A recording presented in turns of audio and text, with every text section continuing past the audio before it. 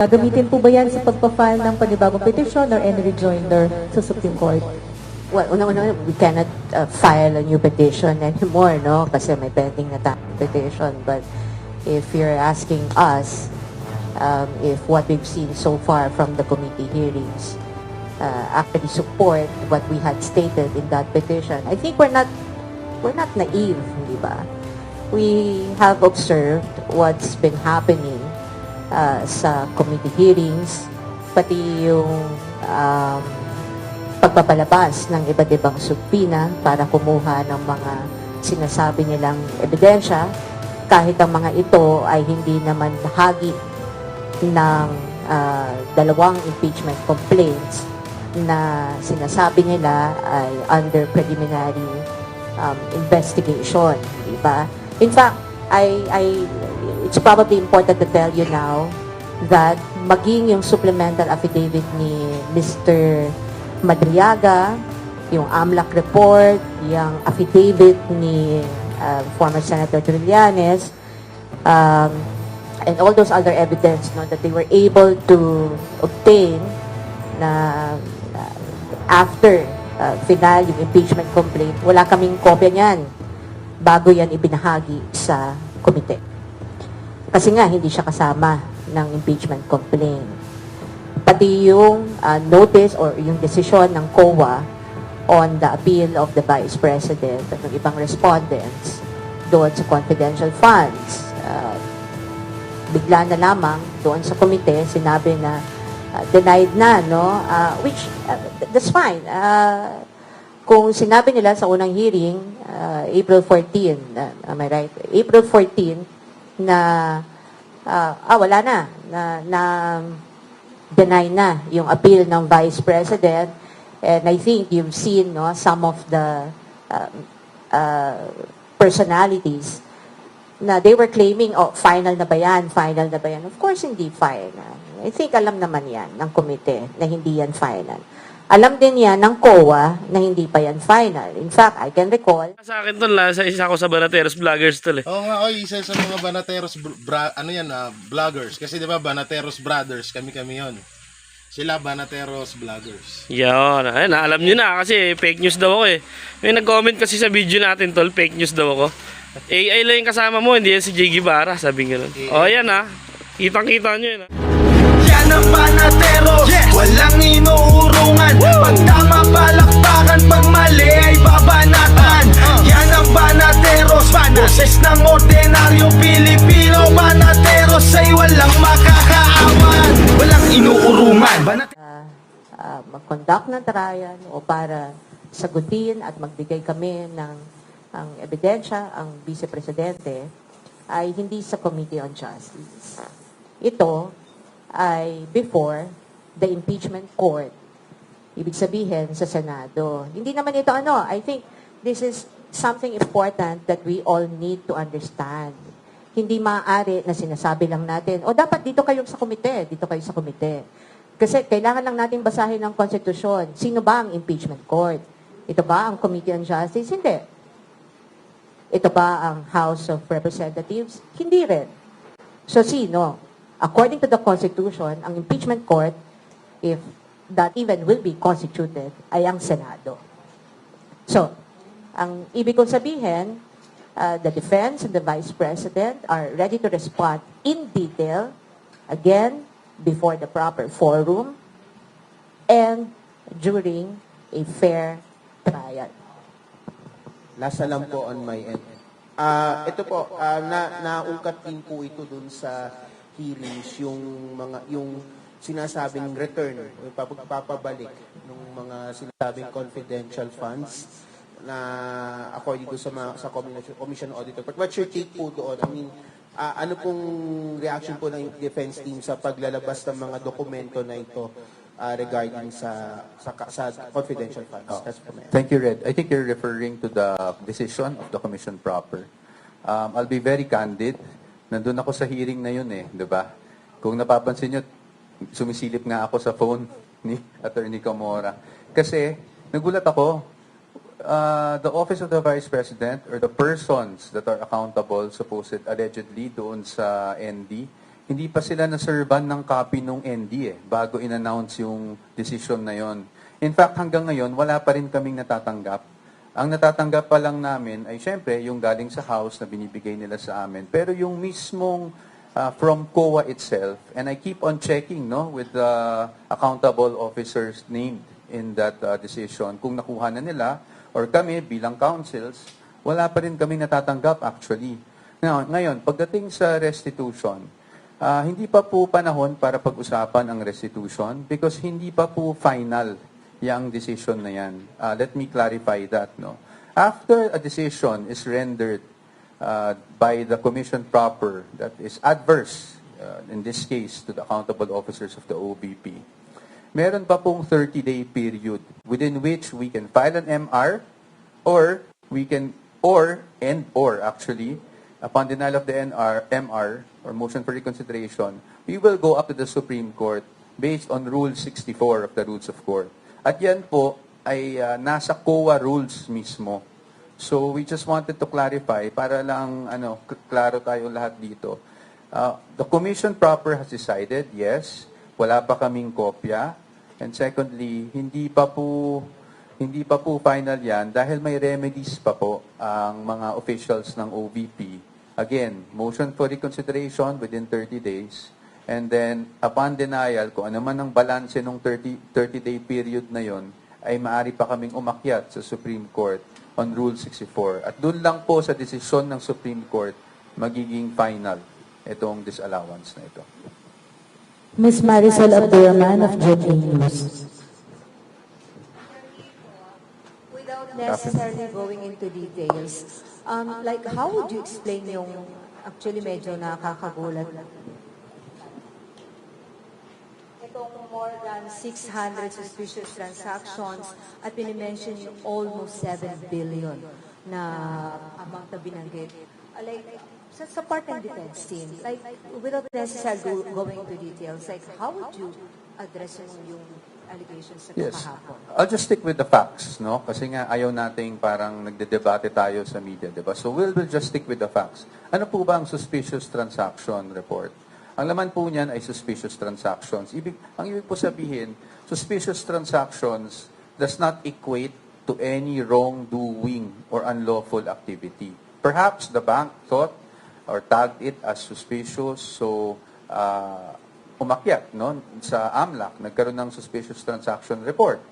Ngayon, hindi naman ibig sabihin nun, illegal na kaagad, or may money laundering na kaagad, or may krimen na kaagad. In fact, magti-trigger lang yon para sa AMLAC na tingnan at kung gusto nilang imbestigahan, at yun po ang nangyari. In fact, kanina, when we were, the legal team and I, the defense team and I were perusing over the documents, wala kasi kaming time so nagbabrowse lang kami. Napansin namin dun sa attachment ng suspicious transaction report, ang naging basis nila for that was media reports on the confidential funds, on the committee hearings, regarding in relation to the confidential funds. So, maaring yon yung nag-trigger sa bank, And yun lang yung naging basehan ng bank, kaya nagkaroon ng suspicious transaction report. But again, I don't want to speculate on that. Yun lang yung nabasa namin. So, wala pa kaming time para bigyan kayo ng full picture. But at least we want that established that a suspicious transaction does not necessarily mean or does not automatically equate to any wrongdoing or any unlawful activity. Pagdating naman po dun sa pangalawang yung tanong na bilyon at sabi nyo nga nakakagulat, marami ring nagulat. Totoo naman po yun, Kahit naman sino siguro magagulat kung ganun yung amounts. But again, doon po kami nanggagaling sa how is an AMLAC report presented.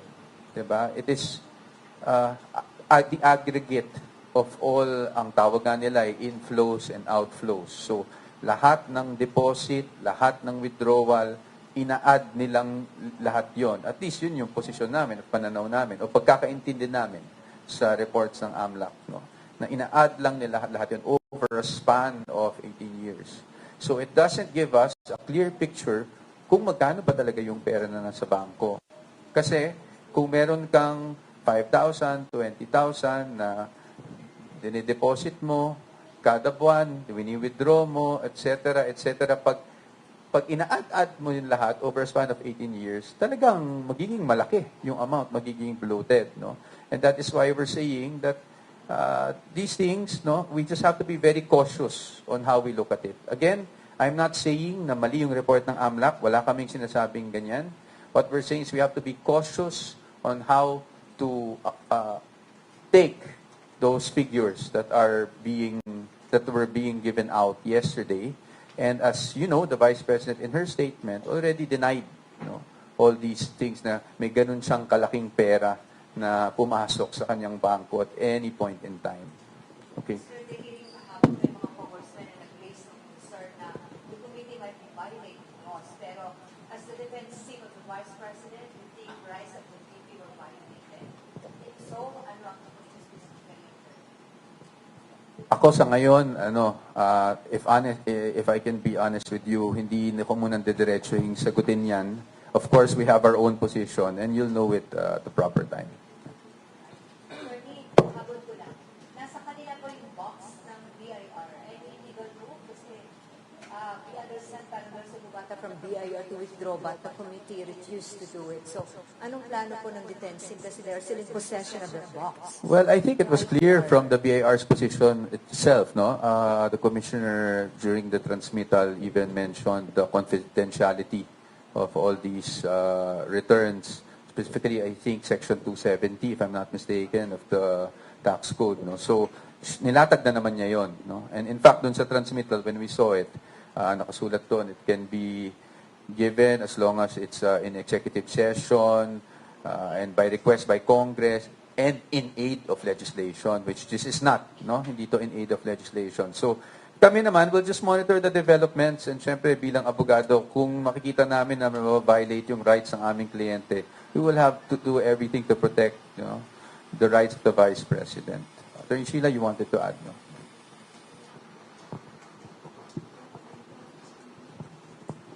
Just in addition, balikan ko yung tanong ni, what's the name of the lady? Ni Miss Marisol.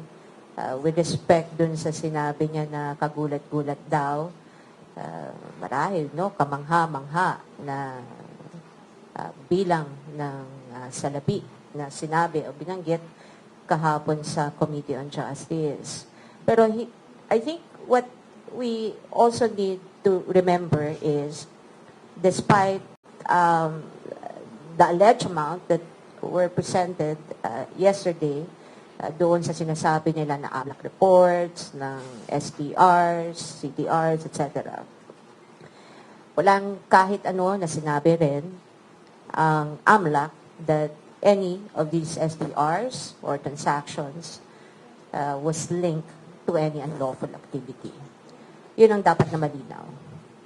And I think yun ang dapat din nating maging gabay, no? Bago natin paniwalaan o kunin yung mga impormasyon lamang na inilalatag sa ating harapan. All I'm saying is, before we draw any conclusions, again, we should look at the fundamental issue. Kailan ba ang tamang panahon para matest itong mga sinasabi nilang ebidensya? At saan? Tamang panahon, during trial, before the impeachment court. And the defense team is ready to respond in detail when that happens. Next is Ms. Victoria Tulad, ABS-CBN. Good afternoon po. Kahapon po lumabas din sa hearing na di umano nakatanggap ng pera si VP Sara and her relatives from a certain Samuel Uy na allegedly ay isa pong drug lord. Comment nyo lang po dito. And does she know Samuel Uy?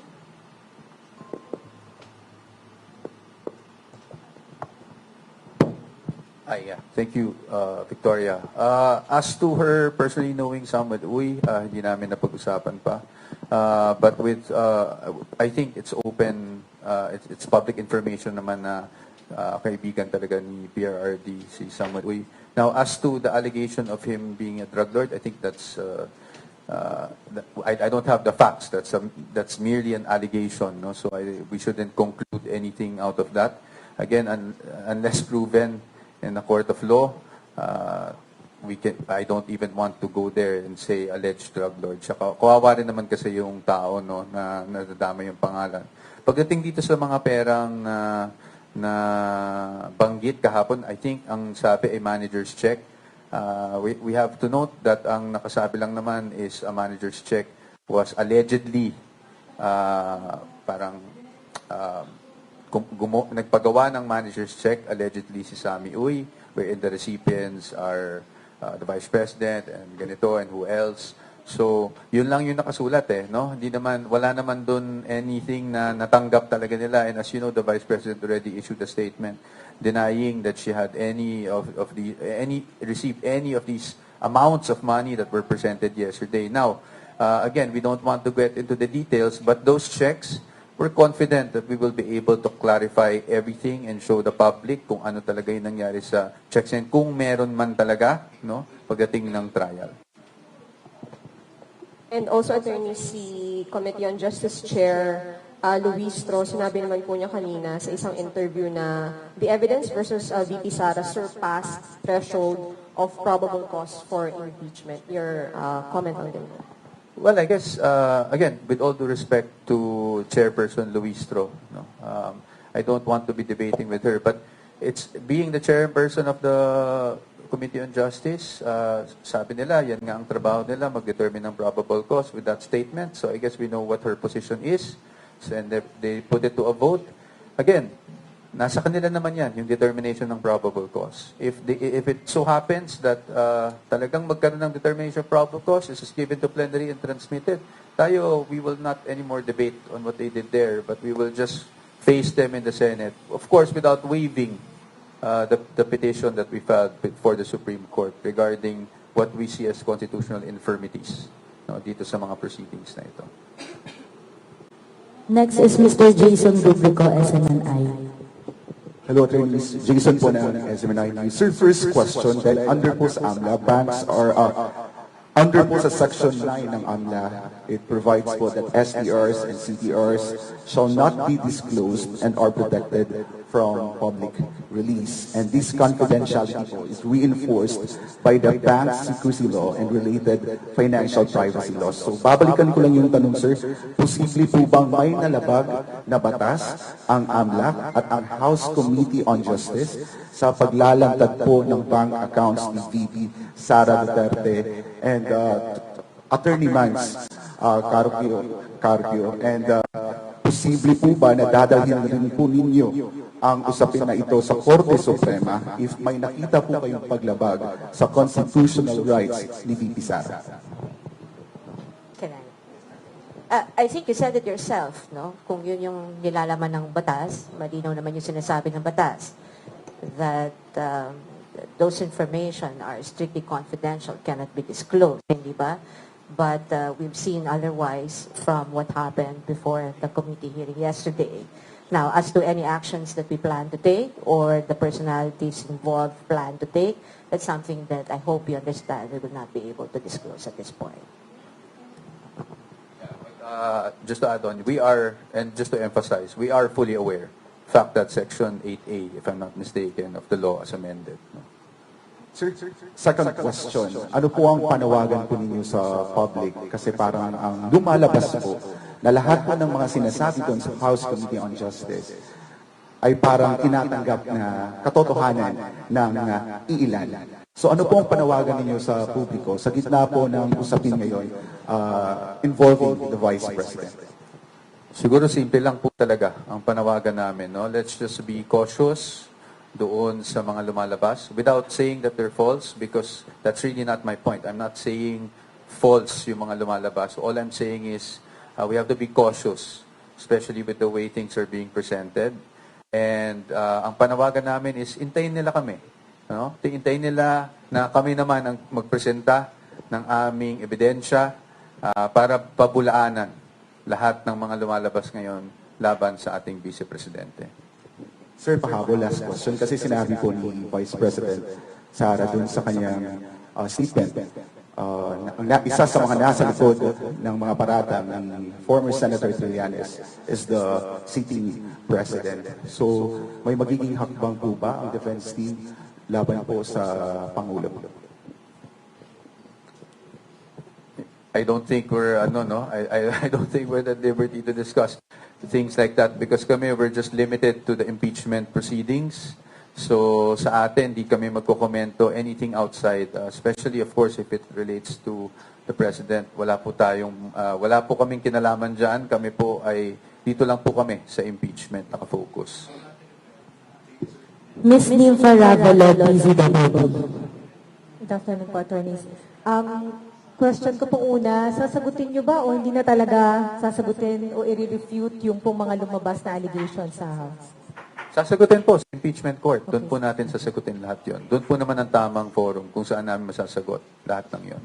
So, wala at all po, o hindi na kayo magsasabit ng any pleadings or any manifestation sa House Committee on Justice? We have to wait for developments. No, we cannot say that we will not submit any manifestation whatsoever. But you have to remember that the main petition before the Supreme Court is really questioning the jurisdiction as to the nature of the proceedings that are being conducted. Again, hindi namin kino-question ang power of the House to initiate impeachment proceedings. I think that's very clear under the Constitution. We don't want to even try to blur that line. I mean, admittedly, they have the sole power to initiate. Ang kino-question lang po namin ay jurisdiction in terms of conducting this type of committee hearings. And then, di ba isa doon sa reason po ng inyong pagdulog sa Supreme Court yung sinasabi na mini trial na yung nangyayari?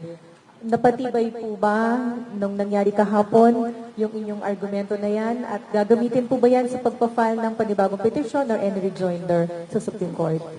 Well, una, we cannot file a new petition anymore, no? Kasi may pending na tayong petition. But if you're asking us if what we've seen so far from the committee hearings actually support what we had stated in that petition, I think we're not naive, hindi ba? We have observed what's been happening sa committee hearings, pati yung pagpapalabas ng iba't ibang subpina para kumuha ng mga sinasabi nilang ebidensya, kahit ang mga ito ay hindi naman bahagi ng dalawang impeachment complaints na sinasabi nila ay under preliminary investigation, di ba? In fact, it's probably important to tell you now that maging yung supplemental affidavit ni Mr.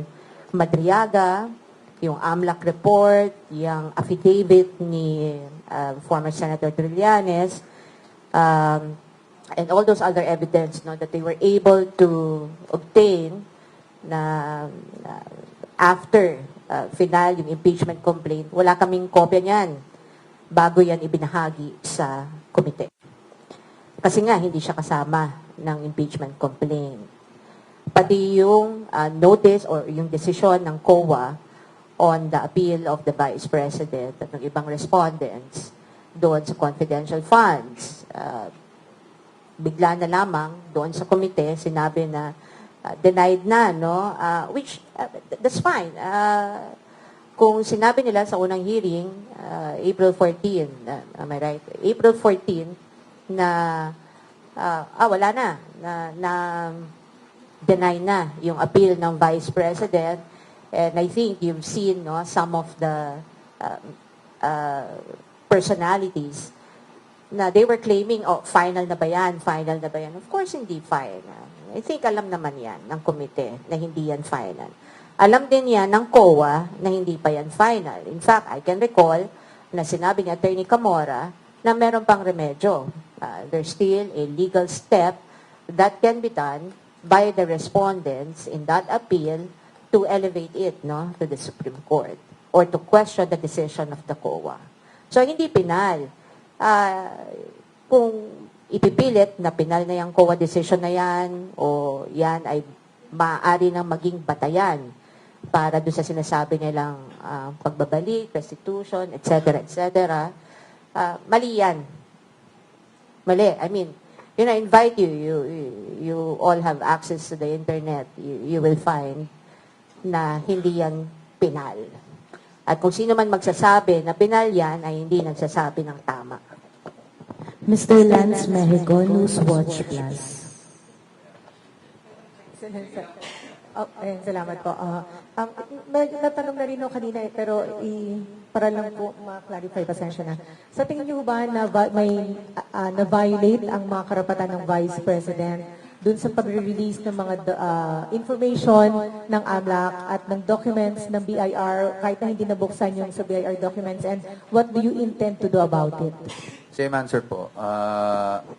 We are aware of provisions of law that provide for the confidentiality of such documents. As to what we're going to do about it, as I said, we're not at liberty to disclose the legal steps that we will be taking regarding these matters.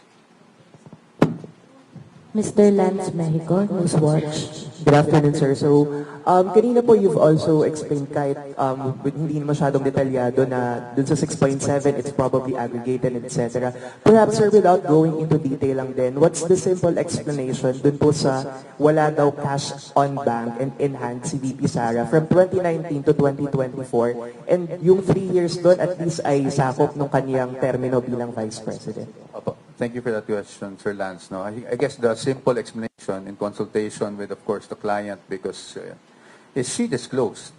She disclosed. No, I can understand na the confusion kasi accurate naman sinasabi, walang line item ng cash in bank. Accurate naman yun. No? But what I'm saying is she disclosed because it was all lumped under yung others. No? Kasi sa personal items, kung makita nyo dun sa SALN, nakasulat dun vehicles, or others, ganyan. So, yung cash in bank, kasama siya dun sa others. So, she disclosed, no? Yung walang sinasabi dun na wala siyang cash in bank. Nakalump lang siya sa others. Okay. Thank you, sir. But I just wanted to clarify kasi baka sabihin parang sinasabi naming mali o sinungaling yung mga House members yesterday. Hindi naman po. Kasi ang sinasabi naman nila is walang line item ng cash in bank. So now we're just clarifying upon consultation with our client na she disclosed all of those actually. It was just lumped under others or I think various, one of those things. Alright, thank you po for the explanation. Yung isa ko naman pong tanong, you've mentioned, sir, no, na, and si ma'am, sabi niyo hintayin na lang yung publiko na dun sa detailed answer kapag dumating tayo sa trial.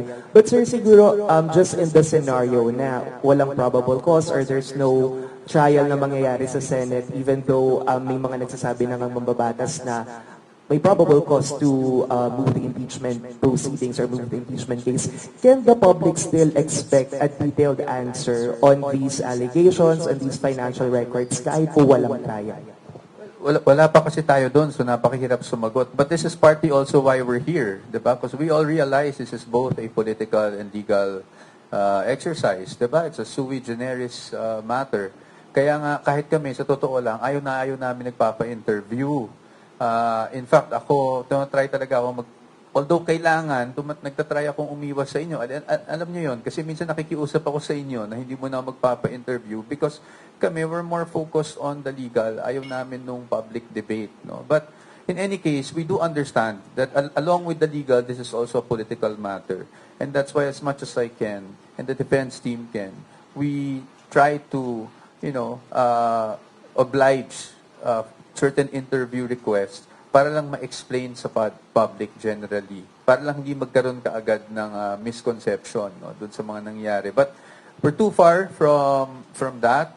Tingnan muna natin kung anong magiging desisyon ng ating House of Representatives ukol dyan.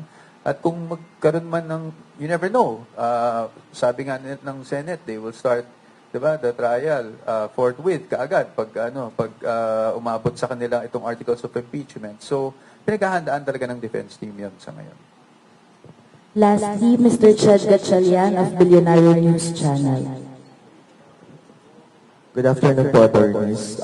May one more hearing pa sa April 29. Ang topic daw na pag-uusapan is i-scrutinize yung alleged evidences, threats umano ni VP, kay PBBM, kay First Lady and former House Speaker Romualdez. Ano po yung expectations ninyo dun sa hindi nagaganapin? And so far, kahit wala pa yung presentation of evidences, ano ba yung overall stance ng defense team with that issue?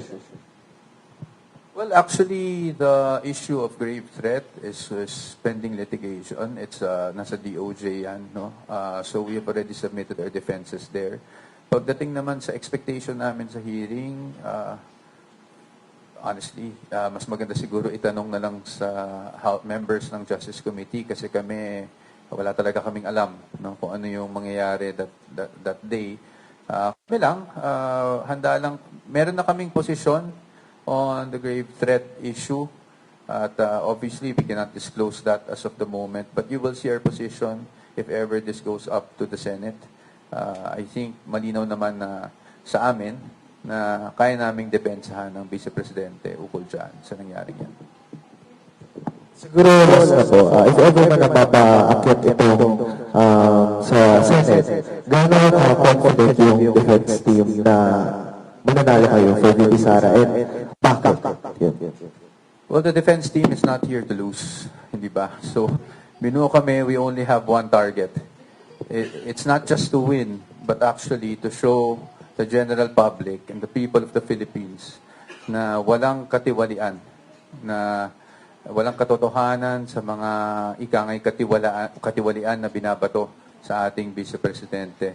And when we talk about vindication, last year, di ba, tinatanong kami, do you feel vindicated with the Supreme Court decision? Kami mismo nag-admit na hindi kasi wala pa tayo sa merits. So maybe only that time will the Vice President feel vindicated, no? And that's what we're here for. We're here to protect the rights of our client, and we're here to show the evidence, to present the evidence, to test the evidence of the prosecution, and to show the Filipino people na hindi corrupt ang ating Vice Presidente at walang katiwaliang ginawa ang ating Vice Presidente sa kanyang termino. Last question lang po, Ina Hernando Malibon, Manila Bulletin. Hi, Ina. I haven't seen you for so long. Hello. Hello, sir. Hello, everyone. Just one question lang po. No? How is your client, the Vice President, amidst all this? You mentioned kanina that you've discussed things with her. So, kumusta naman po siya amidst all this?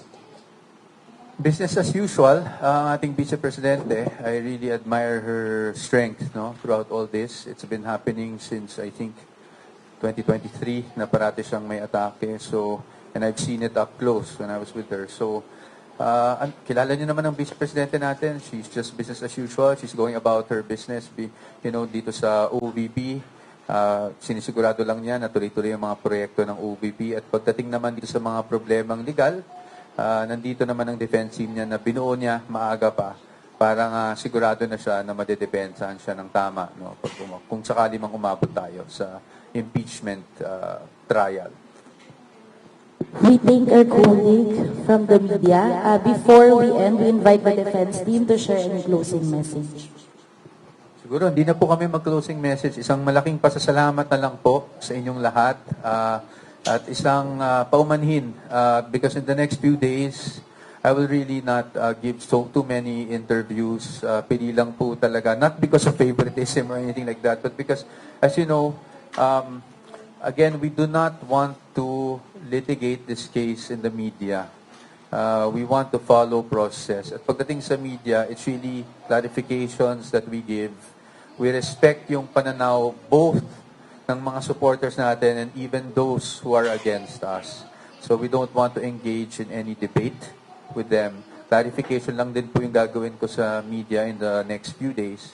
At anytime naman po na sa tingin namin kailangan talagang may ma-clarify na malaking bagay, we will always be here to give you a press con. And pag nagsimula naman po siguro yung impeachment trial, we will definitely oblige. No? In fact, that's why sinama ko rin dito si Attorney Narvasa, si Attorney Bodota, meron pa kami si Attorney Benluan, who will also help me